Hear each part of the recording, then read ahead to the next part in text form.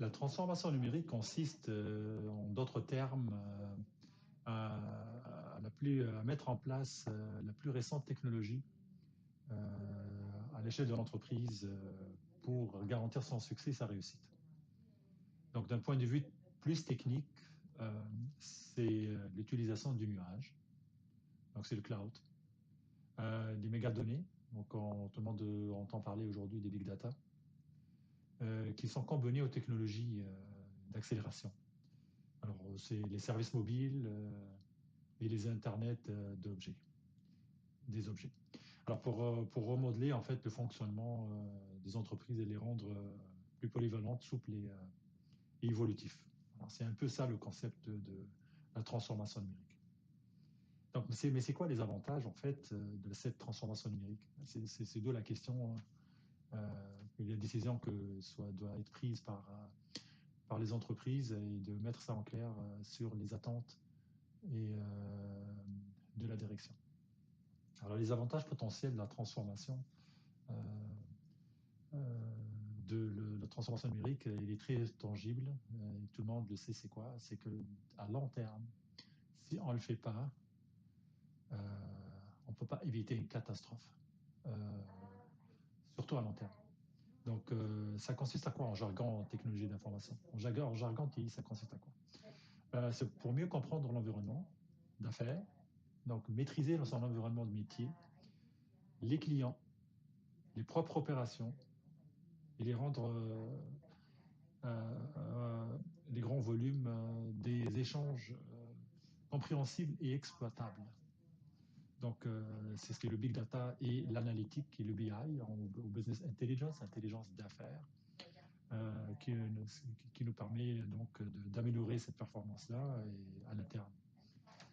Une autre meilleure façon de rendre la transformation numérique avantageuse, c'est d'offrir les services de mobilité aux intervenants. Donc, offrir la valeur ajoutée sans frontières quand il est question de rejoindre les clients ou les ressources à leur milieu. Voilà. Le deuxième point important, c'est un avantage à long terme aussi, c'est simplifier la publication de l'information, la publicité de l'information à l'échelle mondiale ou à l'échelle de toutes les intervenants. Donc aujourd'hui, c'est les médias sociaux qui s'émergent et la transformation numérique doit supporter cette émergence-là. Donc ça permet donc de dialoguer avec les entreprises dans le cadre de conversations en temps réel. L'autre avantage, c'est la capture des traitements et des données.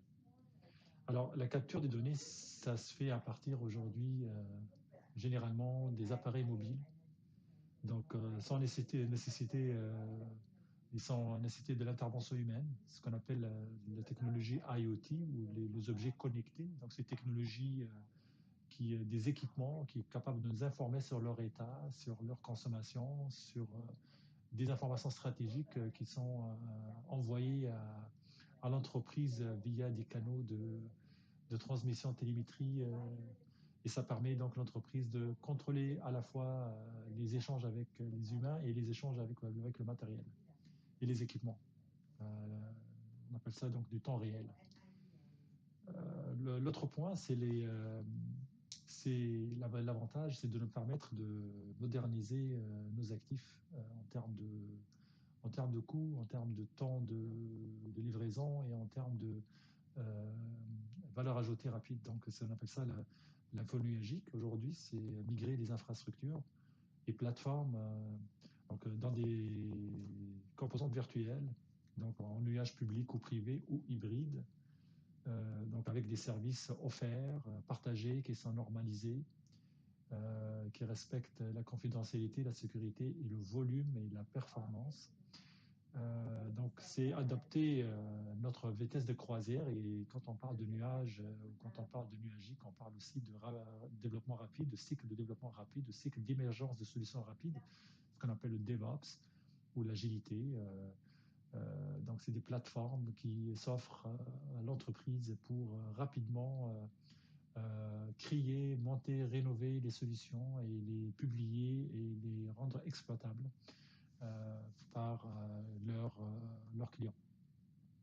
On peut citer Amazon, Azure, des technologies de plateforme de OpenText, des plateformes de OpenShift, de Kubernetes, GitLab, Kanban. C'est du Scrum, donc c'est un peu comme l'équipe de football, c'est l'agilité, c'est la mêlée. Alors, les règles d'or. Euh, c'est quoi les règles d'or pour la transformation numérique? C'est allez-y vers l'info nuagique. Ça, c'est la première règle d'or. Donc, c'est le tissu conjonctif de la transformation. Donc, l'infrastructure info nuagique, elle combine une extensibilité euh, abordable et infinie, avec des services partageables.